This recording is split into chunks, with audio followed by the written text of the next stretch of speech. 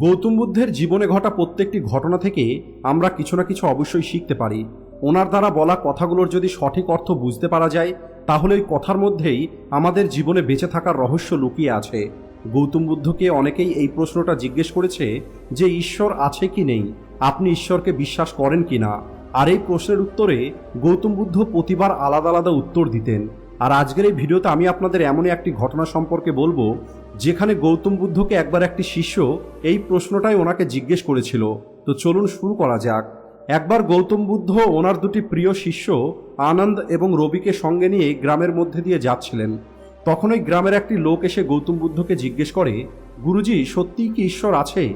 এরপরে গৌতম বুদ্ধ লোকটিকে জিজ্ঞেস করেন, তোমার কি মনে হয়? এরপরে ওই লোকটি উত্তর দেয়, আমার তো মনে হয় যে হ্যাঁ, ঈশ্বর অবশ্যই আছে, কিন্তু আমি জানতে চাই এই বিষয়ে আপনার কি মতামত। এরপরে গৌতম বুদ্ধ একটু হাসেন আর বলেন, তোমার একদম ভুল মনে হয়, এই পৃথিবীতে ঈশ্বর বলে কোনো কিছুই নেই। এরপরে ওই লোকটি সেখান থেকে চলে যায়। আরও কিছু দূর এগিয়ে যাওয়ার পরে অন্য আর একটি লোক আসে, আর ওই লোকটি গৌতম বুদ্ধকে জিজ্ঞেস করে, গুরুজি, আমি অনেক দিন থেকে অনেক চিন্তায় আছি। আমার মনে হয় ঈশ্বরের কথা হলো সম্পূর্ণ মিথ্যে। আমার মনে হয় যে ঈশ্বর নেই। এই বিষয়ে আপনার কি মতামত? এরপরে গৌতম বুদ্ধ ওই লোকটিকে বলেন, তোমার একদম ভুল মনে হয়, এই প্রকৃতিতে কেবলমাত্র ঈশ্বরই তো আছে, আর কোনো কিছুই নেই। তুমি একবার ভালোভাবে দেখার চেষ্টা তো করো। তুমি একবার তোমার চোখটা বন্ধ করো, তুমি একবার ঈশ্বরকে খোঁজার চেষ্টা করো, তাহলে দেখতে পাবে যে কেবলমাত্র ঈশ্বরই আছে। আর গৌতম বুদ্ধের এই উত্তরটা শুনে ওনার দুটো শিষ্য অবাক হয়ে যায়। তারা ভাবে একই প্রশ্ন, কিন্তু দুই রকমের উত্তর। এরপরে ধীরে ধীরে সন্ধে হয়ে যায়, আর বুদ্ধ বিশ্রামের জন্য একটি গাছের নিচে গিয়ে দাঁড়িয়ে পড়ে। আর তখনই আর একটি মানুষ বুদ্ধের কাছে আসে আর বুদ্ধকে প্রণাম করে বলে, গুরুজি, ঈশ্বর আছে কি নেই এটা নিয়ে আমি অনেক দুশ্চিন্তার মধ্যে আছি। আমি ঈশ্বরকে খোঁজার চেষ্টা করছি, দয়া করে আপনি আমাকে সঠিক রাস্তা দেখান। কিন্তু তৃতীয় ব্যক্তির প্রশ্নটা শোনার পরে গৌতম বুদ্ধ কোনো কথা বলেননি, বরং উনি চুপ থাকেন আর উনি চোখ বন্ধ করে ধ্যানের মধ্যে চলে যান। বুদ্ধের এই ব্যবহার দেখে ওনার শিষ্য আনন্দ এবং রবি অবাক হয়ে যায়। তারা চিন্তা করা শুরু করে, একই প্রশ্নের তিনটে আলাদা আলাদা উত্তর কিভাবে হতে পারে। আর ওই লোকটি চলে যাওয়ার পরে আনন্দ গৌতম বুদ্ধকে জিজ্ঞেস করে, সকালে যখন প্রথম মানুষটি আপনাকে জিজ্ঞেস করলো ঈশ্বর আছে কি নেই, তখন আপনি বললেন যে ঈশ্বর নেই। দ্বিতীয় মানুষটি যখন আপনাকে জিজ্ঞেস করলো ঈশ্বর আছে কি নেই, তখন আপনি বললেন যে ঈশ্বর আছে। আর সন্ধ্যের সময় যখন একটি মানুষ আপনাকে জিজ্ঞেস করলো এই ঈশ্বর সম্পর্কে, তখন আপনি কোনো উত্তর না দিয়ে চুপ থাকলেন।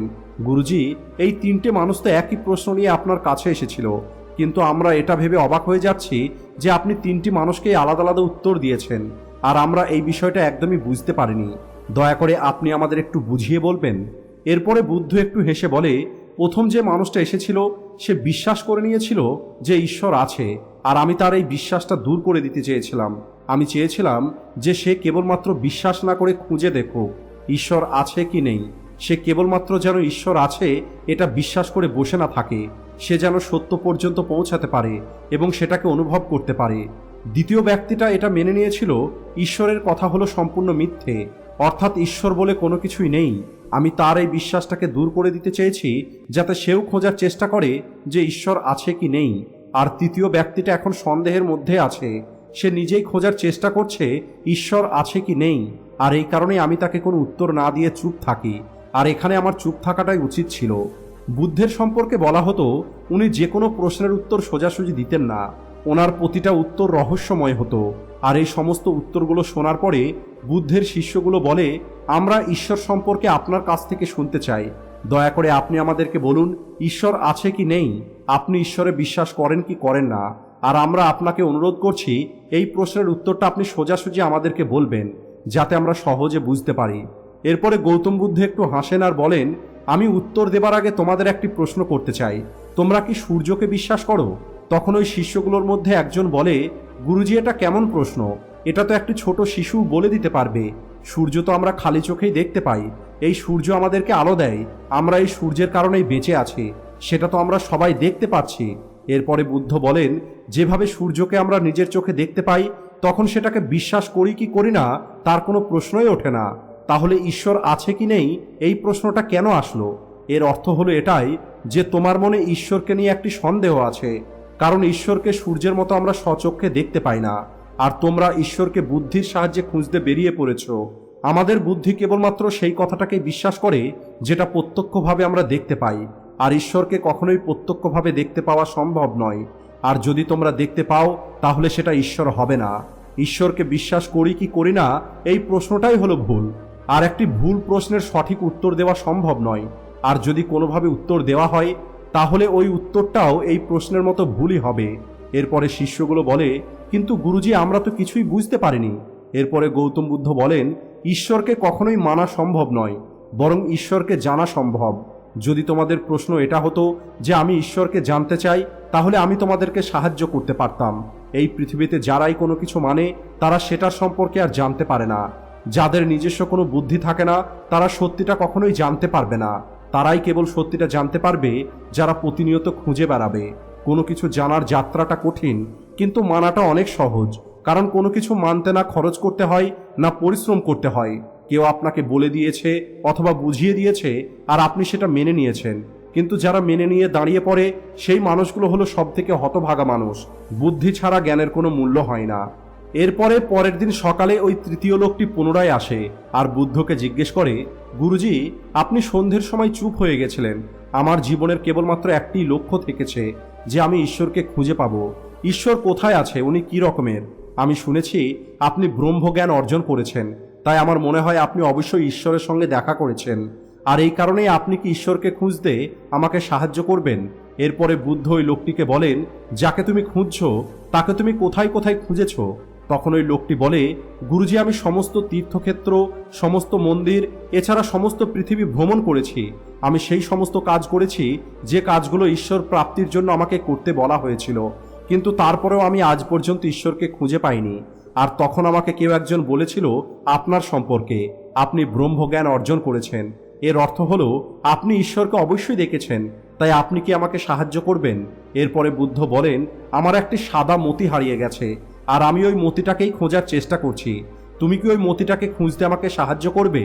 এরপরে ওই লোকটি বলে, হ্যাঁ গুরুজি, আমি অবশ্যই আপনাকে সাহায্য করব। আমি এখনই আপনার মতিটা খুঁজে দিচ্ছি। এরপরে ওই লোকটি মতি খোঁজা শুরু করে।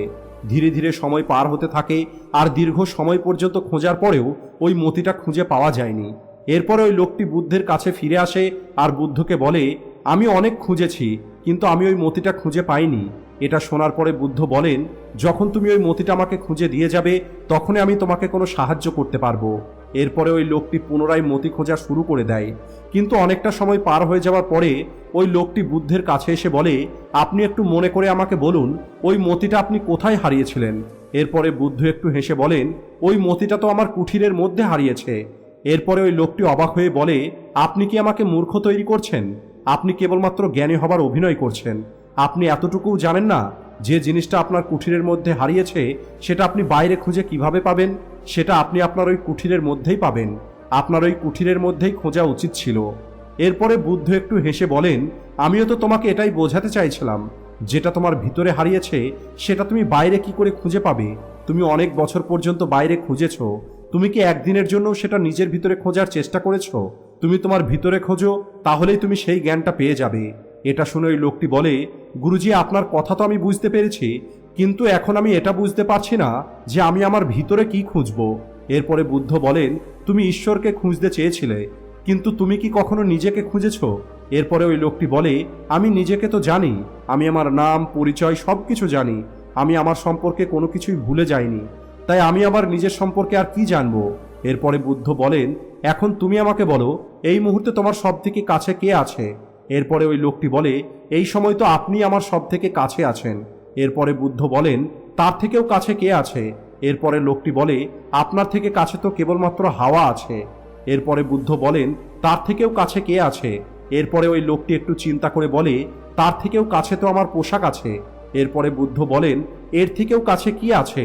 তখন ওই লোকটি বলে, এর থেকে কাছে তো আর কিছুই নেই, তখন তো কেবলমাত্র আমিই আছি। এরপরে বুদ্ধ বলেন, তুমি তোমার চোখটা বন্ধ করো আর শান্ত হয়ে নিজের ভিতরে খোঁজো যে তোমার ভিতরে কি আছে। তোমার সমস্ত চিন্তাগুলোকে দূর করে দাও আর মনোযোগ দাও তোমার কাছে কি আছে।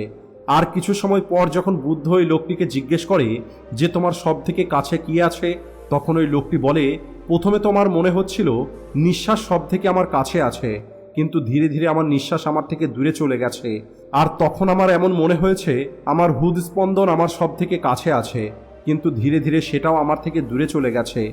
আর আমি যেন নিজের থেকেই দূরে চলে যাচ্ছি। আমার নিজেকে আলাদা অনুভব হয়েছে। আমি এই সব কিছু এখনো পর্যন্ত বুঝতে পারিনি এটা কি ছিল।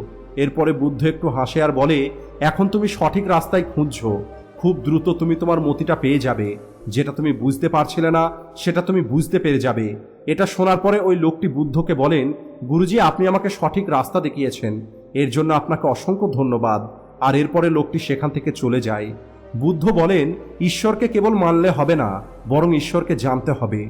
যখন তুমি ঈশ্বরকে জেনে যাবে তখন তুমিও সেই কথাটা কাউকে বলতে পারবে না। তখন তুমিও অন্যদেরকে ঈশ্বরকে জানার রাস্তাটা দেখিয়ে দিতে পারবে। আর এই কারণেই গৌতম বুদ্ধ অনেকবার এই কথাটা বলেছেন যে উনি ঈশ্বরে বিশ্বাস করেন না, কারণ উনি চাইতেন আপনি নিজে ঈশ্বরকে খুঁজুন এবং ঈশ্বরকে জানুন। আজকের ভিডিওটি এই পর্যন্তই। ভিডিও ভালো লাগলে ভিডিওটিকে লাইক ও শেয়ার করতে ভুলবেন না। Thanks for watching.